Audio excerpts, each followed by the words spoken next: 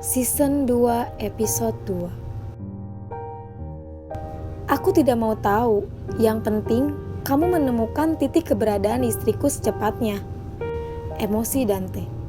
Dalam keadaan tubuh yang masih basah, ia dengan cepat menghubungi seseorang untuk mencari keberadaan istrinya. Tangannya penuh luka, melukai dirinya sendiri dengan pecahan cermin yang tentunya ia rusak sendiri. Dante hancur, ia terluka hebat, baik hati maupun raganya. Jangan harap saya akan membantu kamu kalau kamu sendiri tidak mau membantu saya dalam hal sekecil ini. Ingat, nasibmu ada di tangan saya.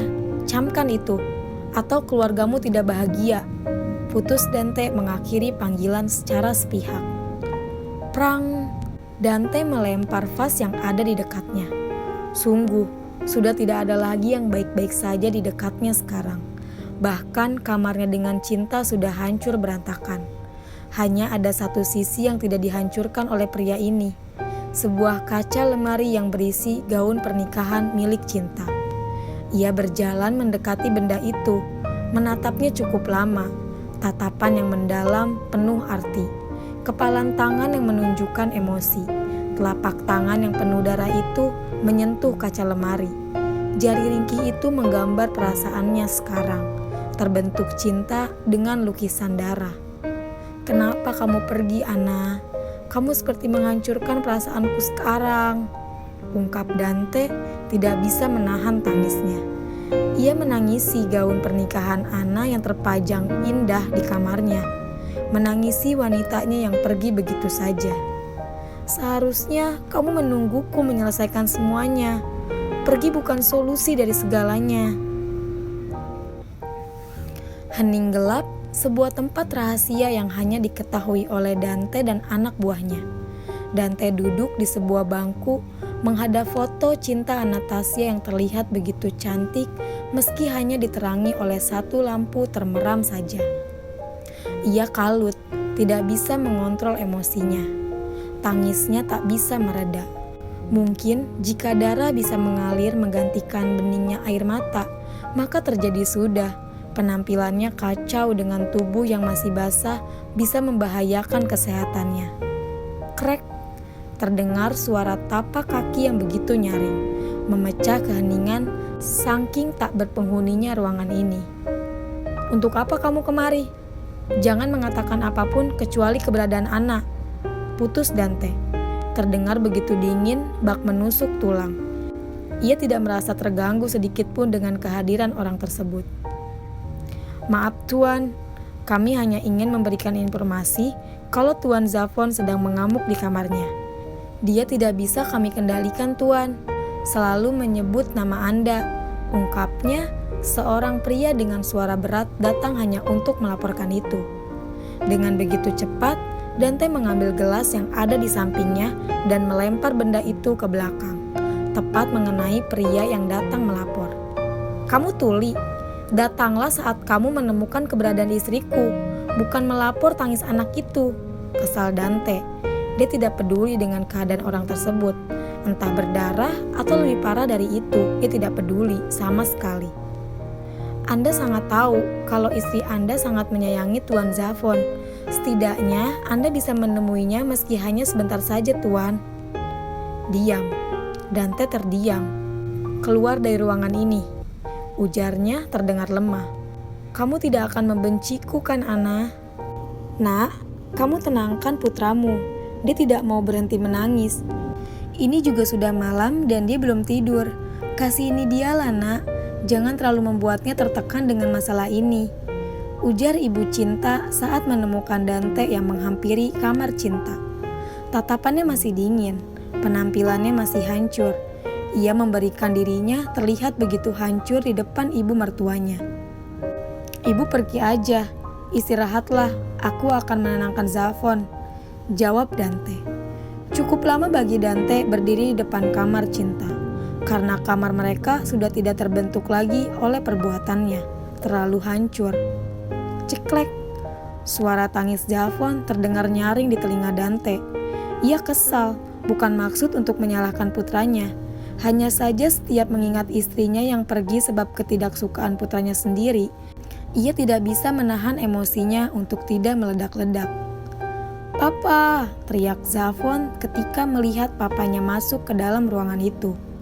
Tangisnya masih terdengar, namun tidak bisa melarangnya untuk langsung memeluk kaki Dante. Tangan pria dewasa yang sedang patah hati ini terkepal kuat. Giginya seakan ingin bergelutuk kala merasakan kesakitan ini semua. "Sudah, jangan nangis lagi. Tangismu tidak akan membuat mama kembali," ujar Dante masih dingin. "Papa, mana mama?" rengek Zafon semakin membuat Dante tidak tahan dengan ini semua. Pada hakikatnya, ia tidak bisa memilih, baik cinta Anastasia maupun Zafon Kulen, sama-sama ia cintai. Hanya saja terkadang hatinya sakit memaksanya untuk selalu menyalahkan putra yang sangat ia cintai ini. Dante mensejajarkan tubuhnya dengan Zafon. Tangannya yang terluka memegang kedua bahu Zafon, tak peduli dengan darah yang mengalir dan meninggalkannya di baju Zafon. "Tatap mata papa," pinta Dante. Anak kecil nan polos itu benar-benar mengikuti perintah papanya. Anehnya, tangisnya mereda kala melihat bola mata papanya, yang bahkan sama dengan miliknya. Tangan mungil itu mengusap pipi Dante yang terus saja dibasahi oleh air mata. Tak kuat, tangis Dante pecah. Ia mengambil tangan mungil itu dan menciuminya hangat. Dengan perasaan yang kacau, Dante memeluk putranya di tengah tangisnya yang tak tertepi. "Papa, kenapa nangis? Kenapa tangan papa berdarah?" tanya Zafon polos. Tangis Dante semakin tidak bisa dicegah, seakan melemah di pelukan putranya. Ia lemah, lelah, namun tak mau menyerah begitu saja mencari cintanya. "Mata kita sama, dagu kita sama. Bahkan kamu adalah duplikat papa saat kecil dulu, Zafon. Tapi papa tidak mau kamu mempunyai sifat membenci mamamu sendiri. Papa tidak rela kehilangan salah satu. Apalagi kalian berempat, papa tidak sanggup." Dante tidak tahu harus bagaimana. Ia semakin mengeratkan pelukannya. "Mama kalian tahu, tapi kenapa harus berbohong sama papa? Kenapa dia harus pergi?" "Hah?" tanya Dante terus-menerus. "Zafon, kamu adalah harapan papa. Kamu kakak dari adik-adikmu nanti. Please, jangan coba-coba memisahkan cinta mama dan papa. Ini sangat menyakitkan, kamu tahu." "Papa jangan nangis," ujar Zafon, serta tangan mungil itu bergerak baik turun di punggung papanya, dengan maksud ingin menenangkan. "Kamu tidak tahu bagaimana perasaan papa saat ini, nak. Papa tidak mau menyalahkan siapapun. Kita semua bersalah. Tapi kenapa harus dia saja yang berkorban? Dulu saat dia mengandungmu, papa yang begitu kejam padanya. Papa hampir gila, tidak bisa mengontrol emosi papa. Sekarang tidak ada yang salah. Lalu kenapa begitu menyakitkan? Papa tidak sanggup, papa tidak bisa menahan rasa sakit ini, nak," ujar Dante. Suaranya memecah keheningan ruangan ini, menyalurkan rasa patah hati terhebatnya untuk kedua kalinya. Dulu mungkin Dante lah yang bersalah, terlalu memilih Danita dibandingkan dengan cintanya. Setelah kepergian perempuan itu, ia baru sadar. Selama bertahun-tahun, Dante berusaha untuk memulihkan perasaannya, namun tak kunjung terobati. Setelah kebahagiaan dirasa telah diraih, Tuhan belum menerima. Keluarganya kembali diterpa masalah, dan yang lebih parahnya, perempuan itu membawa 2 anak di dalam perutnya. Beban yang kuat harus ditanggung demi kebahagiaan yang belum tentu Tuhan berikan. "Papa jangan sedih. Tadi pagi saat pulang, Mama bilang kalau dia akan pulang secepatnya. Mama bilang kalau Zafon harus jaga Papa. Soalnya Mama yang jaga adik Zafon. Saat Papa belum pulang, Mama juga bilang kalau Zafon boleh panggil Tante Danita dengan panggilan Mama Danita," cerita Zafon. Dante melihat Zafon tegas. Air mata masih tetap mengalir dengan bebasnya. "Tahu kenapa Papa tidak menyukai Tante Danita?" tanya Dante. Ia salah. Tidak seharusnya dia bertanya seperti itu pada anak kecil seperti Zafon. Dengan cepat, Zafon menggeleng. "Karena dialah penyebab rasa sakit yang dirasa oleh mama kamu. Karena dialah alasan utama kami berani untuk melakukan kesepakatan hina itu. Jika dia tidak memaksa, maka mama kamu tidak akan merasa sakit untuk waktu yang lama. Tapi apa? Dia tidak mau menyerah menyakiti mama kamu, menyakiti cintanya papa. Andai kamu mengerti, nak, mungkin papa akan bilang kalau kamu ada karena paksaan darinya. Tapi papa tidak menyesali hal itu. Kamu adalah buah hati mama dan papa.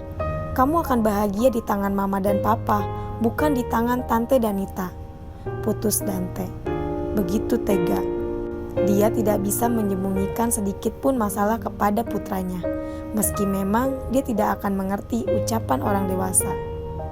Tapi menurut Zafon, Mama Danita itu lebih cantik, lebih baik, lebih perhatian daripada Diam, bentak Dante, membuat putranya terkejut bukan main-main.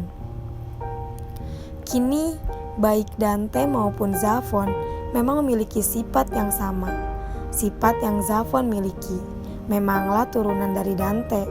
Keduanya sama-sama keras kepala, tidak bisa dibantah. Ketika sudah memutuskan suatu hal, maka hal itu harus didapatkan apa yang terjadi. Mama kamu lebih dari segalanya. Anakku adalah selalu ada di hatiku. Anakku adalah bagian dariku. Anakku adalah satu-satunya perempuan yang akan aku bahagiakan sampai batas mampuku. Aku rela kehilangan segalanya agar dia tetap di pelukanku. Dan kamu pun juga begitu.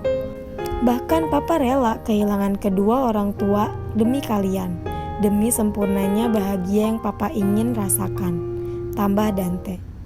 Zafon sayang papa. Papa sayang Zafon gak? Tanya Zafon terdengar bodoh bagi Dante. Tentu aja. Bahkan apa yang mama dan papa rasakan sekarang karena terlalu sayang pada Zafon. Tapi Zafonlah yang tidak sayang mama. Dengan polosnya Zafon menggeleng.